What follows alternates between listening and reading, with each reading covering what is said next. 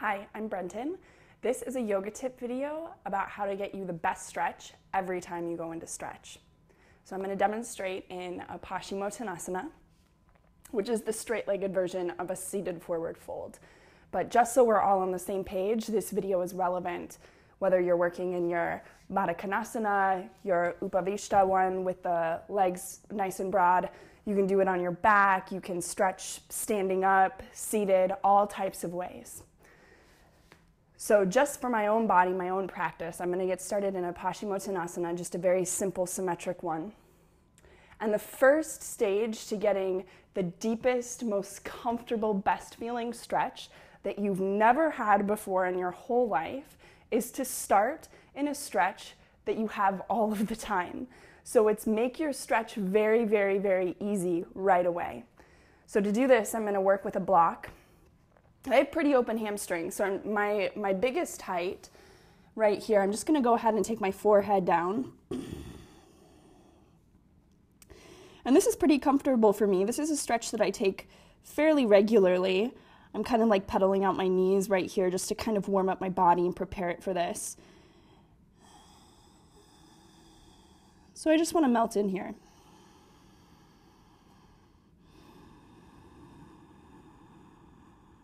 Now, one of the things about getting the best stretch every time is making sure that your form is correct. And your body will tell you whether or not your form is correct simply because if it's correct, you'll be comfortable, and if it's not correct, you won't. So really experiment in your yoga classes. Use your yoga teachers as, tools to help you get the right form for your body and your postures every time.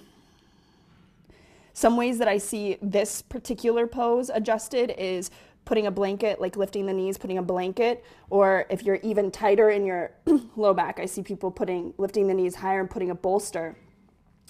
And the main emphasis of this particular stretch that we're working with is closing the gap right here between the belly and the thighs. So it has really nothing to do with forehead towards the toes or anything like that. You want to get deep into the hip flexion.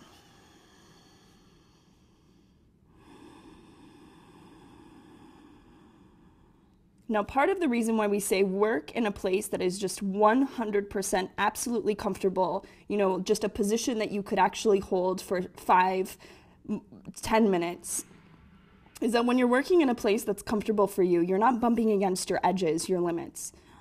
Bumping into your limits can be a kind of aggressive place because when you bump into the limit, you have something pushing back on you, some force of resistance that's saying, no, you can't go farther than this.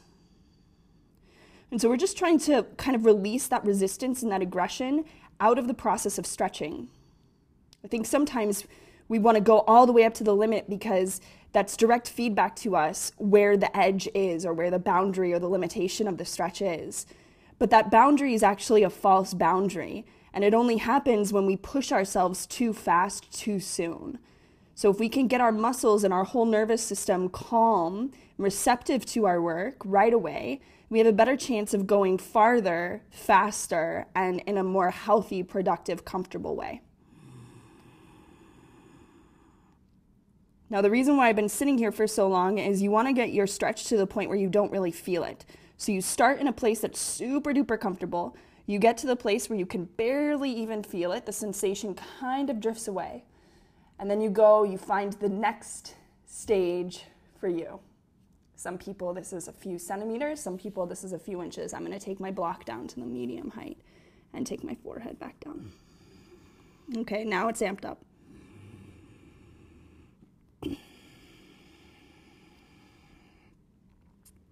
So now I am feeling a little bit of that resistance or that boundary, that limitation. And so my job here is to get my breath louder than my yoga pose. My job here is to make this as comfortable as my first stage. And part of that is with some deep breath work. So as you listen to my breath,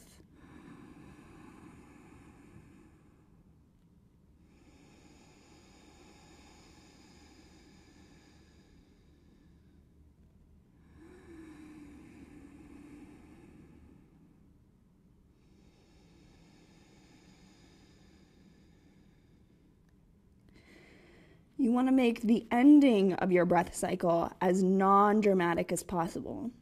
The ending of the breath cycle is sometimes where those little pieces of anticipation or resistance or, any other type of emotion that's not completely comfortable or content with your experience, that's where it will hide out in the breath. And you'll feel it because the end of your breath will become choppy, or it will change speed, or it will just feel less easy than the rest of the breath. It'll, kind of go something like this and just clamp and stop. So your job here is to make your breath something that's non-dramatic all the way through, as if, the inhale and the exhale were, you were like on a swing set going up and down.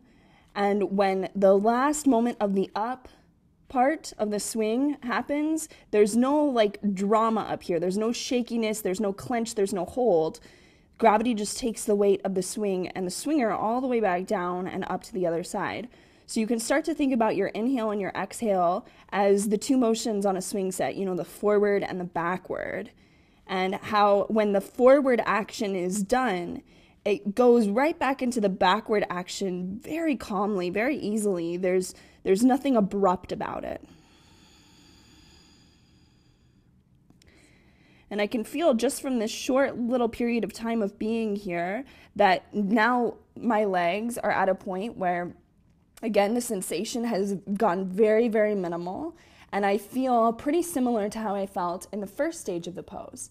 So this is where you may stay here, or you may go farther, and you may find that you can take this infinitely. You can do this 3 times, 4 times, 5 times, just going a little bit at a time, working with your system and your breath, so that every stage you give yourself the opportunity to experience the same level of comfort as the first stage.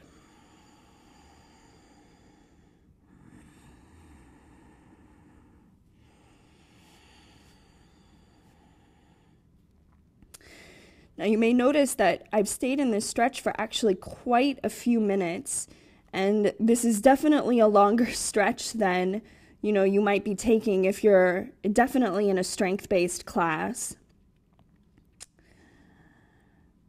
So my suggestion for your stretching practice is really to just start stretching.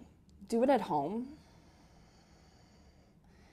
Even when you feel it in your strength-based yoga classes and you want to take a stretch, know that your practice time is for you. Your teacher doesn't set the rules there. They don't decide when you practice which pose and how long you practice it for. So feel free to step out of the flow of class to take 15 rounds of breath in a pose like this.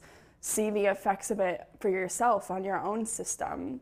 And you'll also see that there's a clarity, a peace of mind that arises from this, because you're working within the can of your system. I can do this, I can do this. And you take away that abrasive brush against your aggressive limits that are pushing back on you. So hopefully this cleared something up for you in terms of stretching. Pick your stretches, learn your forms, and have fun.